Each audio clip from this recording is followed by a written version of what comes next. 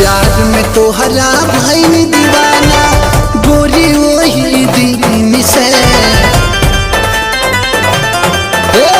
प्यार में तोहरा भइल दीवाना गोरी वही दिन से। आइल रहलू पढ़े जब आइल रहलू पढ़े जब पियर कलहंगवा पहिन के। आइल रहलू पढ़े जब पियर कलहंगवा पहिन के। आइल रहलू पढ़े जब।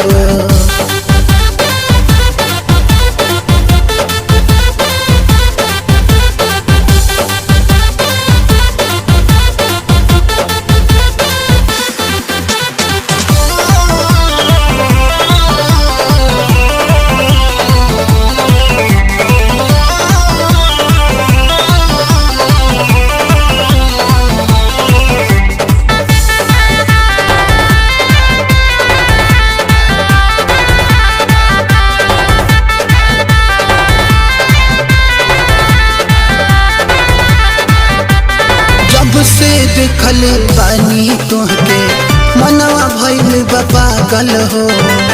धक धक करे करे जा अखिया रहेला जागल हो।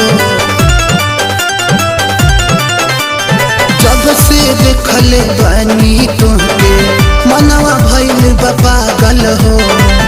धक धक करे करे जा अखिया रहेला जागल हो।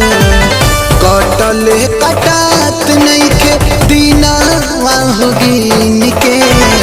आइल रहलू पढ़े जब आइल रहलू पढ़े जब पियर कलहंगवा पहिन के। आइल रहलू पढ़े जब पियर कलहंगवा पहिन के। आइल रहलू पढ़े जब।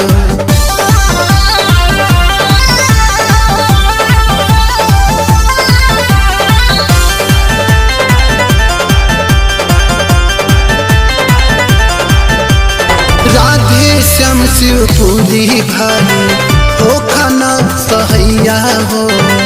बाबूलाल अजीत भैया कदाना अगुवैया हो। राधे श्याम शिवपुरी भाई हो खाना सहैया हो। बाबूलाल अजीत भैया कदाना अगुवैया हो। ओकर बिना जी ना पाइब कहतानी फील से। आइल रहलू पढ़े जब आइल रहलू पढ़े जब पियर कलहंगवा पहिन के। आइल रहलू पढ़े जब पियर कलहंगवा पहिन के। आइल रहलू पढ़े जब।